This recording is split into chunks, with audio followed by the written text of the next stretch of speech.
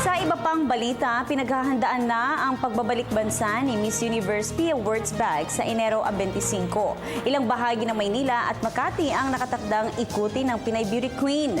Sa inilabas na abiso mula sa MMDA, dadaanan ng parada ni Wurtzbag ang Halandoni Street hanggang Rojas Boulevard, Padre Burgos Street hanggang Antonio Villegas at maging ng Taft Avenue.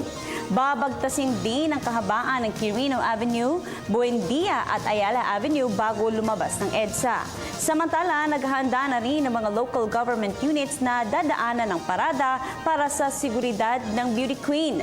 Matatandaang naglabas din ng Philippine Postal Corporation ng mga special stamps ng Pinay Miss Universe.